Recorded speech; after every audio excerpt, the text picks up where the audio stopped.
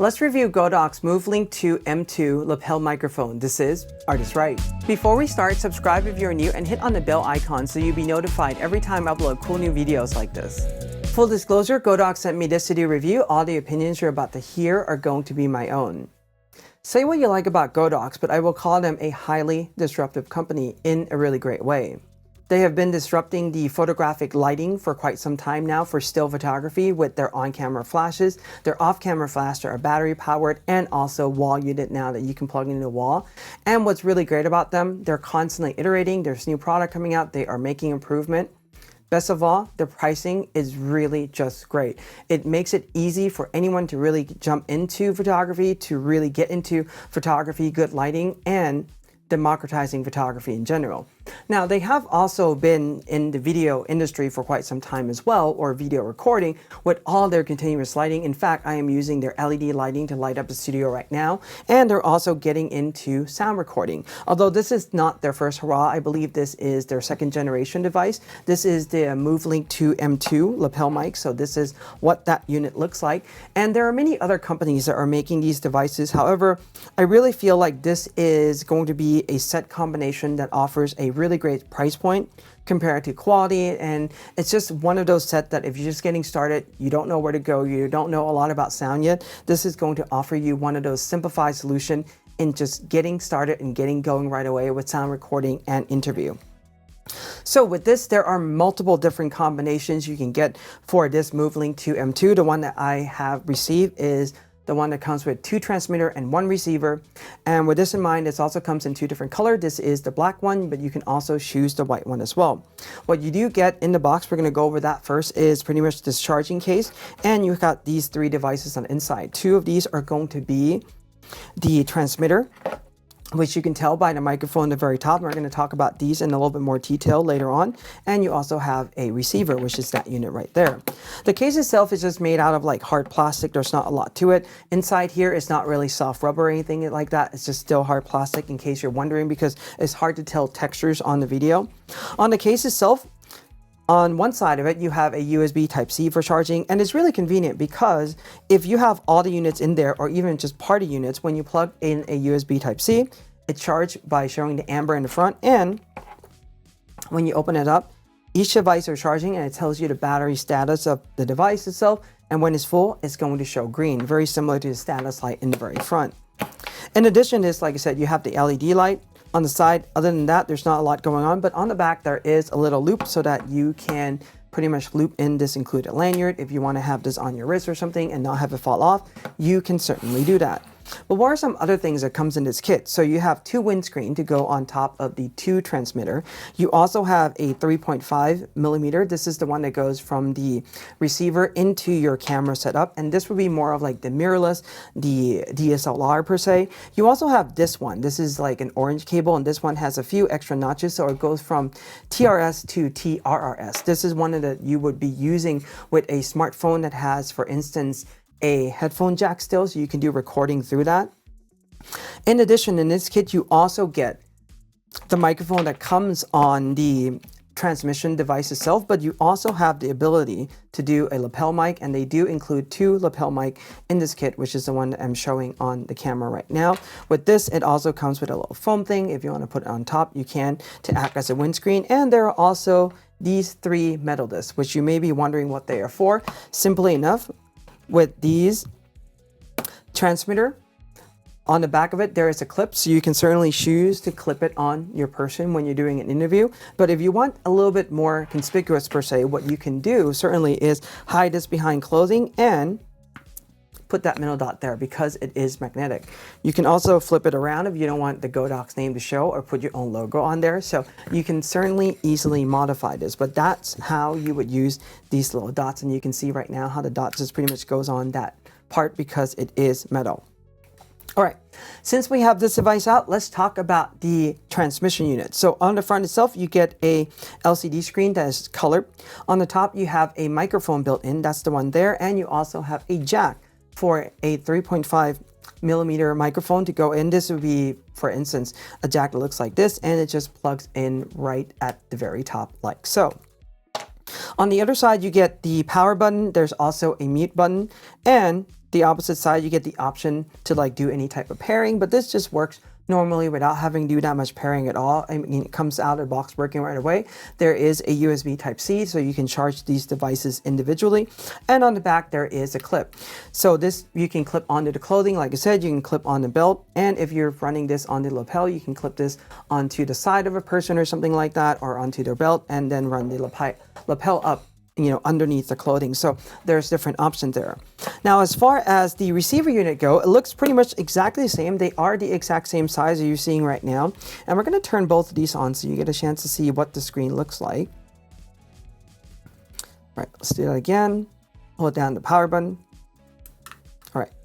So you can see now that they're paired, and the unit that I have paired right now, this is the B unit. It tells you there, B is now showing that is receiving sound because there is on the top. Now, one of the things I will also say, because this is using a wireless transmission, there is some lag between the sound bouncing up here and it's showing up on the receiver unit device. So to do, I would say, like level adjustment, there is a slight delay, but it's really not that bad at all. Okay, so for the receiver device, on the very top, what you have is a headphone jack in case the person who is doing the sound recording wants to monitor directly from these devices. They can. This one goes out to the camera or to the smartphone. You can also link this up to an external recorder, although I found that depending on the type of external recorder you have, if it's actually 3.5 to 3.5, it should work just fine. If you have to convert this into some type of XLR or something like that, it's not going to work really well because these are such low power devices. So something to think about there. On the other side of the device, what you do get is a power button with an AB. When you tap on this power button, what it will enable you to do is adjust the input sound level for microphone A and microphone B independently. Or if you just do this, there are volume up, down on the side. And if you do that, you tend to adjust both of them at the very same time as you're seeing now. So if you want to do that individually, you would have to use this one and press it down so that just one of them is blinking like so. On the opposite side, you do get the pairing. So in case the device won't pair, that would be the button that you would have to use, and also USB Type-C. On the back, there is, again, the same clip, and I believe this is also magnetic as well. But this clip has also one other great feature as well. When you want to use this on camera, you may be wondering, like, where do I mount this on the camera, right? It's not that easily. So on our camera, what we generally have is a hot shoe at the very top. Now, this is normally used for flashes, but what you can do with this is that if you press to open the clip up like so, you can see that right now. What you can simply do is just slide this into the hot shoe just like that, and it just stays on top. The wires would just come out from the back of this device into the camera, including the headphone as well. The only feedback I have about this is when you mount it this way, whoever is on the camera will be looking at the sound level upside down. Not the worst thing in the world, but not the most convenient either.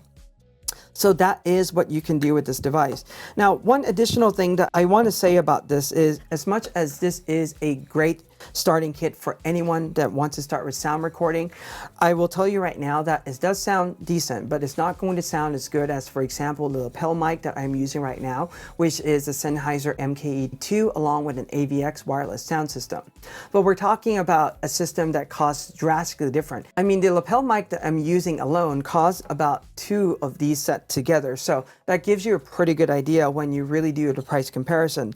The other thing that I also tested with this is I try to plug in my MKE2, which is a fairly high impedance like microphone. It takes a lot more power and everything to drive it into this microphone headset thing. It wasn't really picking up the sound really well at all. So if you're going to use a lapel mic with this, I highly recommend using the one that comes with the device itself. This way you don't have to worry about like sound level not really going in or anything like that. And when it comes time, upgrade to a more professional device as needed. All right, for now, what we're going to do is some sound testing on these devices. So you're going to see me mic up a little differently. I'm going to look a little crazy.